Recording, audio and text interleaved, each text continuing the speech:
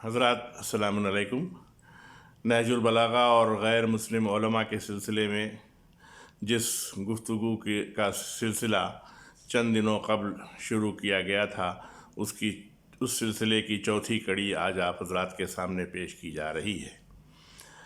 मेरी गुफ्तगू की बुनियाद उन इक़्तिबासात की बिना पर है जो एक मज़मून नहजुल बलागा की अज़मत और जदीद मसीही शख्सियात के नुक्ते नज़र से इमाम अली के अल्फाज के ऊपर मुनहसर है, जिसको सैयद मेहदी कैज़ुगनी और असगर मौलवी नाफिची ने तहरीर किया है, और इन दोनों हज़रात का ताल्लुक़ हकीम सब्ज़वारी यूनिवर्सिटी ईरान से है। इस सिलसिले में इससे कबल कई मसीही उलमा के ख़यालात आपके सामने पेश कर चुका हूँ। आज मैं जनाब इब्राहीम अल यज़ीजी के ख़यालात पेश कर रहा हूँ। ये एक अरब माहिर फ़लसफ़ा, नक़ाद, शायर और सहाफ़ी थे। इनका ताल्लुक़ लेबनान के कैथोलिक कौम से था। इनका ख़ानदान असल में हुम्स से है और इनकी वलादत से पहले ही इनका ख़ानदान बेरूत मुंतकिल हो गया था। इन्होंने जो तसानीफ़ की हैं उनके नाम हैं the necklace, a book of verse, fine examples of high oratory and नजातल रैज़। इन्होंने हज़रत अली अस्सलाम के सिलसिले में जिन ख़यालात का इज़हार किया है, उसके सिलसिले में वो कहते हैं कि मुझे अरबी लिखने का मुकम्मल अबूर नहीं था। मैं कुरान करीम और नहजुल बलागा का मुतालिया करने के बाद ही पुख्तगी और इत्मीनान के करीब पहुँचा हूँ। तालिब इल्मों को इन दो अबदी ख़ज़ानों को वसाइल के तौर पर बखूबी ज़हन नशीन और पहचान लेना चाहिए कि ये कभी ख़त्म न होने वाले ख़ज़ाने हैं। इन दोनों अनमोल ज़राए का मुतालिया करने के लिए रातों की नींद हराम किए बग़ैर किसी तालिब इल्म के लिए हुनरमंदी और असलूब में महारत हासिल करना नामुमकिन है। यही किसी भी पूछने वाले के सवालात का एक सही और यकीनी जवाब है। दूसरे दानिश्वर जनाब सुलेमानी अल-क़तानी हैं। जनाब सुलेमान अल-क़तानी एक लबनानी हम असर मुसन्निफ़ हैं। उनकी तसानीफ़ में पैगम्बर मोहम्मद, इमाम अली, फ़ातिमा ज़हरा, इमाम हसन, जिब्रान खलील जिब्रान मशहूर हैं। अल-क़तानी की तसनीफ़ इमाम अली को मजहबी रहनुमाओं और मदरसा नजफ़ के उलमा ने एक मुमताज़ किताब की सूरत में तस्लीम किया है। अल-क़तानी ने नहजुल बलागा की तरफ इशारा करते हुए कहा है कि नहजुल बलागा ऐसे ज़बरदस्त कलम से तसनीफ़ की गई है जो तहरीर के लिहाज से दुरुस्त और मवाद से भरपूर है। इसके असलूब में मानवियत की ताकत और हकीकत का एक मौजू लिबास है। इसका बयान और मानवियत कवी है। इसकी इबारत हकीकत और मुस्तहकम शक्ल पर कायम है। वो मज़ीद नहजुल बलागा के सिलसिले में जो मिलता है वो है जनाब सूबी सालेह। ये लेबनान के एक मुहक्किक और स्कॉलर हैं। अरबी ज़बान और अदब के मैदान में इनका गना कद्र काम है। इन्होंने अपनी तहक़ीक़ और तसरीह के साथ नहजुल बलागा शाया भी किया है। तारुफ़ में मुख्तलिफ़ मौज़ूआत में हज़रत अली अलैहिस्सलाम की तकरीरों की मिसालें पेश करते हैं और नहजुल बलागा पर अपनी हैरत और ताज़ीम का इज़हार करते हैं।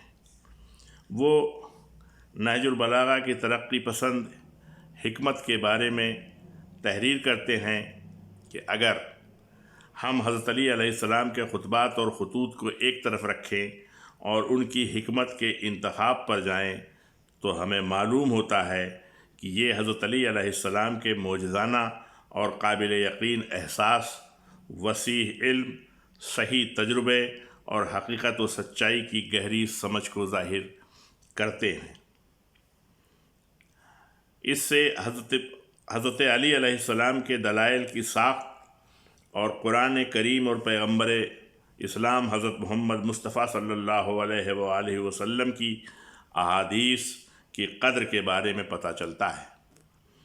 بلا شبہ قرآنی حکمت اور احادیث نے ان کی مدد ایک ابدی اور حق کے چشمے کی طرح کی ہے۔ وہ اپنی تقاریر اور خطوط کی تشکیل قرآن پاک کے واضح انداز اور قرآن پاک اور سنت نبوی سے اخذ کردہ الفاظ، محاورات اور مواد کی کثرت سے کرتے ہیں۔ علامہ شہرستانی اپنی گراں قدر کتاب نہج البلاغہ میں تحریر کرتے ہیں کہ ان کی ملاقات ایک دانشور نرسیسین سے 1907 میں بغداد کے قونصل خانے میں برطانوی سیکریٹریوں کے چیف سے ہوئی، جو ایک باکمال انسان تھے۔ ان سے گفتگو ہوئی۔ دوران گفتگو انہوں نے اپنی رائے کا اظہار کرتے ہوئے کہا کہ نہج البلاغہ عربی زبان میں بنیادی طور پر انسانی الفاظ کے معیار سے کہیں بالا تر ہے۔ یہ جناب نرسیسین کا قول ہے جسے علامہ شہرستانی نقل کر رہے ہیں۔ وہ کہتے ہیں کہ نرسیسین نے کہا کہ اس میں نثر کے انتہائی پیچیدہ نازک تصورات اور شاعری کے الفاظ کو بہت کم مصنوعیت کے ساتھ پیش کیا گیا ہے، جس کا صرف اسی کتاب میں مشاہدہ کیا جا سکتا ہے۔ پھر اپنا یہ نظریہ ثابت کرنے کے لیے وہ مثال میں نہج البلاغہ کے خطبہ نمبر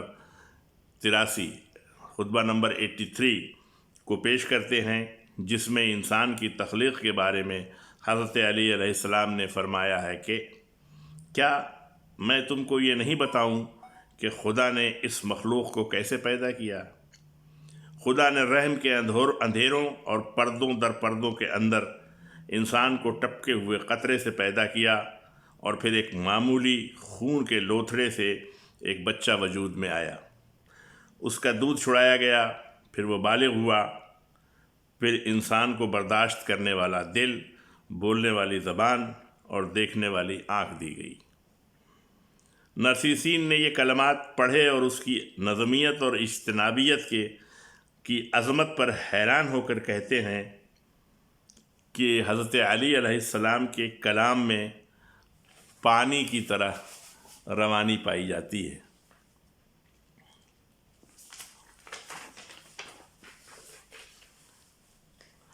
انہوں نے آگے کہا کہ آج یہ عظیم مقرر، بڑا اہم جملہ انہوں نے کہا ہے کہ آج اگر یہ عظیم مقرر یعنی حضرت علی علیہ السلام منبر کوفے پر ہوتے تو ہم مسلمان دیکھتے، وہ کہتے ہیں کہ تم مسلمان دیکھتے کہ یقیناً مسجد کوفہ اپنی تمام وسعتوں کے ساتھ اہل مغرب سے بھری ہوئی ہوتی، جو حضرت علی علیہ السلام کے خیالات اور الفاظ کے گرجتے سمندر میں غرق ہونے کے لیے جمع ہوتے۔